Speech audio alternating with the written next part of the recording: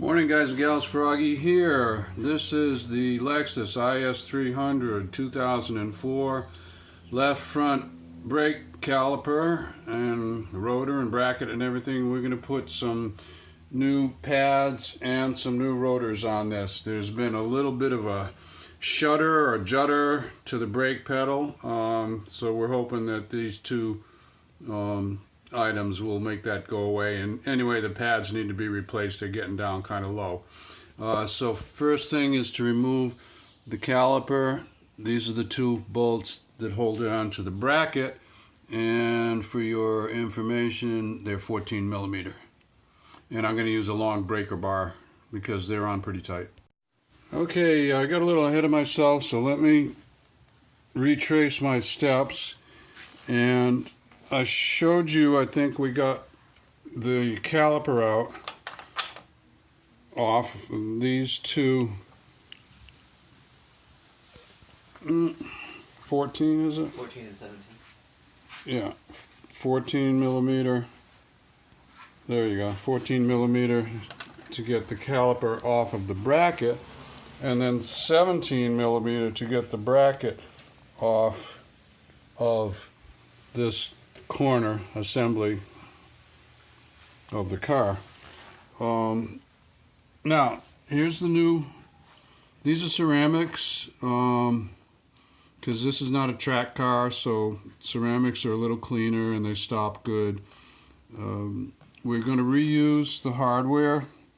There's these stainless steel sliding pieces of hardware on 4 places, and there's also some springs that maybe anti-rattle, or I'm not exactly sure what they are, but some springs that were on the old one we'll put back on the new one. Now you want to remove these sliding pins and grease them.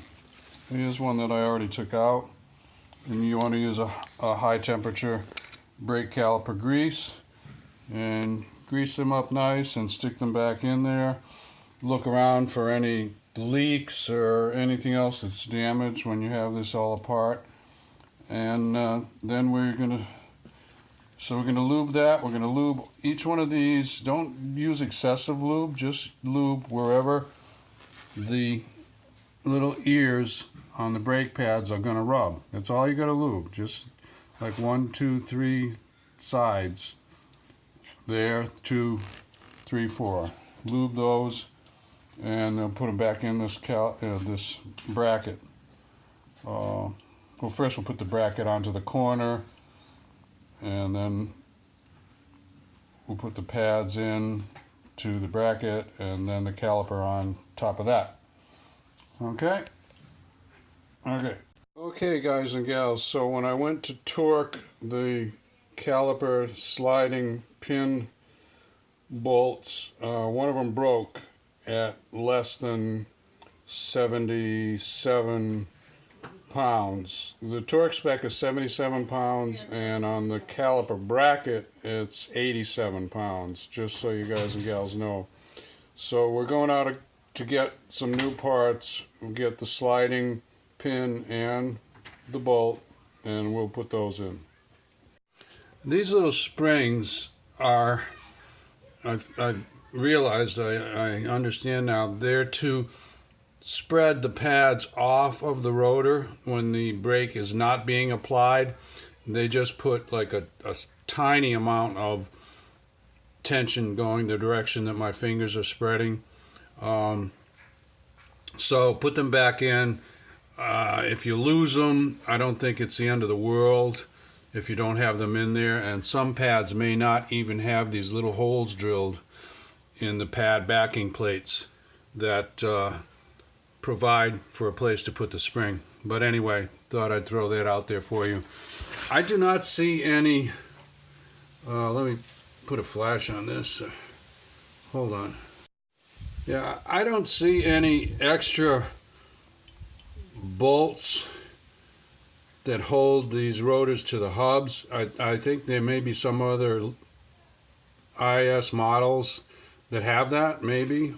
But because I was looking at a bunch of videos on how to do this stuff before I started, and some of the videos had like a bolt that went into a certain place, but I don't see it on this one. Okay. These are Santex rotors. Like daily driver quality, not economy, not race, but kind of in the middle. And Akibono pads. They look pretty good. Ceramic, nice and thick. Okay, well, I'm done, and that video was a little messed up, not really as good as I wanted it to be, but it got kind of messed up because the part broke, and then I had to interrupt everything, get the part, get it put back in. Anyway, I wanted to say something about the torque specification for this caliper pin, caliper floating pin bolt.